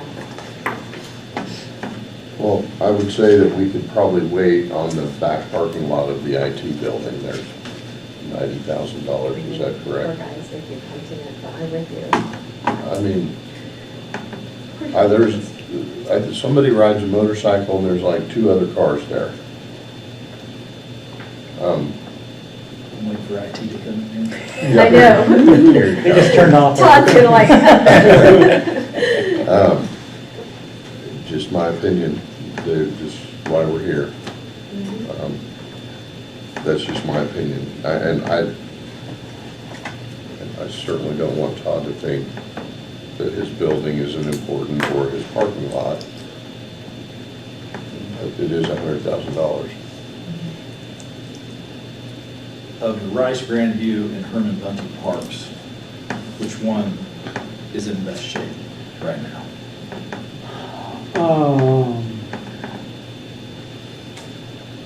So if I had to eliminate one, maybe I'll go that route. Would probably eliminate Rice Park, just because there's so many other things to do in that park with a splash pad, pickleball courts, those sorts of things. Grandview's in really bad shape. Actually, Bunty Park's actually in worse shape. We have some safety issues there, so. Well, is it Vic Gearing Park on 17th? Yeah. That's close to Rice Yeah, Park? and that's That's got had some improvements done. That's got a brand new one, yeah. Right. That one had a major failure. We didn't plan on replacing that one. When we did, it had a major failure. We had to replace it. So. I mean, I would So kind of we could trim that down. I don't want to get rid of updating parks, but I think if we could take one out of the three out, Okay. see what that does to the budget So, there. Okay. yeah, subtract 125,000 from that number. I'll work on that. I don't know if it'll be exact, because Rice Park's a larger of the three. Oh, Because I was going to set it up similar to it is now in nodes, so we have a small structure and then maybe a swing set and then maybe a climbing structure. So I can trim it down. I don't know if it'll be that number, but okay. it'll be in that ballpark. That's certain. Jim, I'm gonna ask you a question here. Other than the fire chief being credited, whatever you're saying, so me being a traffic signal technician, can't we put the preemption off another year? Because you gotta buy the equipment, or you already said yes to buying the equipment. Oh, no, not on 30th Avenue. Not at So the all. only advantage is for him, the lights all going green as the police cars go by. I mean, we're in a critical year this year. And we're only doing one? We're doing 7. Oh, 7. It's all of the for 30th 7. Avenue. It's- Yeah. I'm sorry, I It's the 30th Avenue misunderstood. corridor, the whole corridor. We're doing one upgrade, one traffic signal upgrade. Upgrade, yeah. Oh, That's okay, the that's 50,000. where I'm That's confused. the 50,000. But we're doing $150,000, am I right or wrong on the preemption, to put the preemption in? This year, Yes, that's what I'm saying, for Main Street. yes. And all that doing is dropping your lights to green as the fire engine goes through.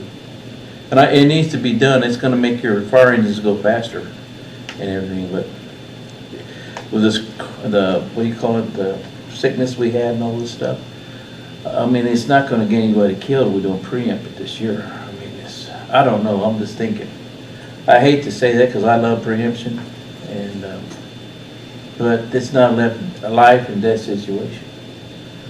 So, I mean, that's what, I'm just sitting here thinking, should I say it, should I not say it? I'm gonna say it.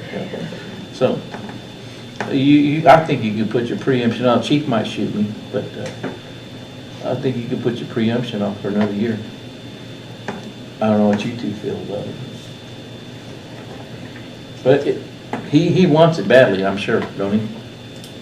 Well, if you talk to him, Yeah. yes, he would. He would probably also point out that he has no other requests beyond his maintenance reserve. Oh, my, see, that's a bad. Because he just got 880,000. The ARPA funds. I would all like that. I'd be okay with pushing preemption off one more year. That's 150,000 right there.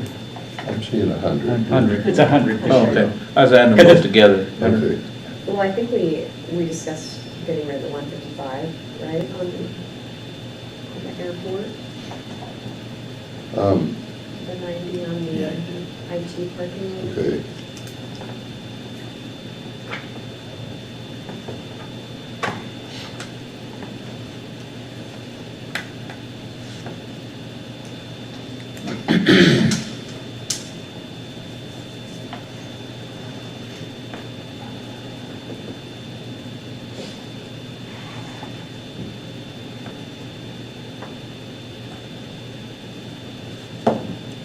Well, there's $1 million.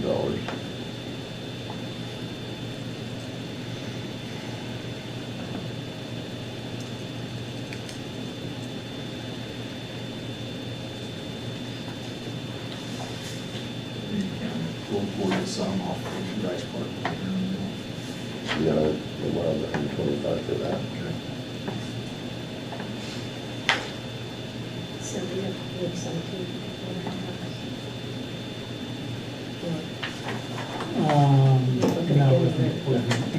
Well, playground. Well, I mean, yeah, we were talking about, I guess I'm curious how we do that. Playgrounds. We do have 17 playgrounds, yes. So these three, there's one, the south one in Cary Park, are by far our worst. And then you're gonna The eliminate others- some carry. And then we'll eliminate some in Cary. I think that gets us to a point that I can go back to. You're replacing one. I guess my point is. Is a brown light, yeah. And that is just two that we need replacement. We do. Unless we have these. I can't hear you, Steve. Oh, I was just inquiring about neighborhood parks. I think I was asking if we had 17. is what I- Playgrounds. Yeah, playgrounds, and then we have 3 we wanted to replace. How many else are really in need of replacement? Justin was saying 1 in addition to that. Is 17 counting are we getting rid of 1 or 2? Getting rid of 3 or 4. Yeah, we're getting rid of more than that. I haven't sat down and identified them all one by one and come up with a long-term plan, but, so these 3 that I identified plus the one in the south end of Cary Park that's kind of inside the golf loop, the one inside the golf loop, there's a good chance we're gonna get rid of that one. There is, as part of the master plan, it shows the golf course basically having everything inside the loop. That restroom would then become part of the actual golf course. And so that one I want to hold off on until we have our next design done for the golf master plan. So by replacing these 3, I know we kicked Rice Park out, but that gets me back to a point where I'm comfortable going to maybe an every other year where we can just catch them. But it gets rid of the worst of the worst, the ones that keep me up at night knowing I'm gonna have a kid get seriously hurt, I'm gonna have to deal with this. Or I'm gonna have more Facebook posts like we had on the playground. Speaking of which, is there anything we can do for surveillance in those bathrooms? Yeah, we've talked to IT about this a couple of different times. We have Wi-Fi and internet connectivity at the tower, whatever tower that is. And so we can get plates coming in and out. I personally hate the idea of taking my child to a park and looking up and seeing video cameras. But I think that is a possibility. Well, put them in the. and we don't want them in the bathroom. Well, no. But, so we could put them in the park. I mean, we could put them in the parking lot. We could put them on a light pole around the playground. And we could put them coming in and out of the park so you could at least capture a license plate. The challenge is going to be, unless you see somebody walking in the restroom with a sledgehammer and then walking out, Yeah. all that person will say is, well, I used the restroom, I don't know, it was like that when I went in there type of thing. We can put up some cute signs, say smile, you're on camera, and maybe that will help, but I don't know that it's a cure-all. So we have looked into it. I think after this last round, we'll probably have to pull the trigger on this. Okay, good. Because one thing I hate about our park system in the winter is that we don't necessarily have the staffing to keep restrooms open all year. And now, during the time that the restrooms could be open, we're not even going to be able to have restrooms. And when you've got a toddler or a young kid, I mean, it just kind of sucks the joy out of taking them to the park. Car them all the way back home and have to use restrooms. That's the disappointing part about it is somebody's really poor choice is impacting that 4-year-old who just went to play because now they can't. Now they got to go home early because they got to go to the restroom. So, we are going to keep the family restroom open at Orchard, so there is still a restroom, but we're going to start locking it up at night. So from 7 to 7 roughly, they'll have a register. We're also looking into some automatic locks, which are good and bad. What will happen eventually, they'll figure out what times they go off and they'll put a stick in the door or something and prop it open. So People Wichita, have way too much time. Wichita has some of those where they have restrooms that lock automatically at a certain time. Or they'll sit inside and wait till it to lock, and you can always get out. So put a lot of energy into destroying that. Well, I assume these will be fixed soon, right? So the one in, I think it's the men's, they broke the flange all the way down underneath the concrete, so we're gonna have to cut the slab out. And all of our staff right now, we're focused on getting the pool up and going. And so that'll be the next project after that. So not immediate, no. Why can't we just get one security guard, all he does all night is go to parks at different times of the night? They don't tell him when he's gonna be there, they check it, and he can mark it when he was there. That Avenue Way down there, I mean, I just went down there today and I looked out there, it's a mess, and it's not the park's problem, it's just these people don't have much time to do it. Well, you know, we did invest in some additional, what are they called, like citizen reserves? PSAs. PSAs that do patrol They the do. parks at night for that explicit purpose. And so I think the challenge is just, you can't be in all places at all time, and you got these hooligans who are. Well, that's the point, you go there different times, you make your schedule up, you don't tell them when you're gonna be there. It has significantly helped. So since Chief Hooper started doing that, it has helped a lot. This is the first time in probably over a year that we've had major incident, where And we before it had was much tons more. of vandalism. I mean, like, lots of graffiti and stuff. Graffiti, we had somebody was taking an axe or a hatchet and cutting down all our young trees that we just planted. I mean, just that kind of stuff. And we haven't seen it near as much until last weekend, since the PSAs have been patrolling. So it's definitely helped, but unless you are there all the time, even if you find a way to lock the gate, if those kids, I assume their kids are walking in, and they can still get into the park, so. Well, I did want to note that we are coming up on 8 o'clock, and we haven't even touched MERF, so We didn't really plan on it. Okay. MERF is still a work in process, and Gary and I met with department heads in the last couple of days to get a better feel for it. And unless you had specific questions, we were gonna continue working with department heads. And after you leave tonight, if you see something, give me a call or Angela a call.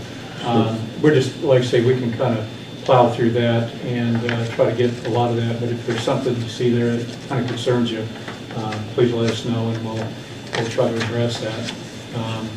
Yeah, we knew tonight would be difficult too, because there's, as you can tell, a lot of information, and we really wanted to try to get that where you're comfortable with the CIP tonight, and that'll be really helpful to us because that is a big piece of our budget. And then, of course, we're going to have to deal with, I think Angela talked about the personnel costs, and then we'll have to look at the overall budget, you might say. So we're going to have those coming up, so just keep in mind that we'll keep working on this and bring back information as we get that available. And if you have any questions, please let us know. What's the next thing next study, what we're gonna do next? So next Tuesday, we're going to have an executive session on labor relations, and that's going to be at 3 p.m., I believe. No, that's the rate study. Oh, I'm Yeah. sorry, rate study. The what? 31st is the executive session. What's the? Water and sewer rates. And so just to And that'll be be clear, open. how are we leaving this tonight? We're still working on this because without using any ARPA funds, we've only cut $1 million out of this. And we need to cut. Yeah, I think you've given us a good indication of where to go though, like Okay. better than in prior years. I feel like you've made there's been more input than in prior years. So I think we have a good direction and we can take that and work on it. Okay. And then Usually what happens is after we get the operating budget done, we try to incorporate the CIP. So we may return to this subject and say, okay, we've got it whittled down, but not quite enough. Can you help us tweak it? Or Yeah, what do so you this feel is about just- what we propose? Yeah, Angela will come back with, different numbers based on our input and like Gary said, if you have additional input, you can do that at any time. And when you're going through the MERF, if you have questions about replacement schedules and timing and all of that, certainly reach out.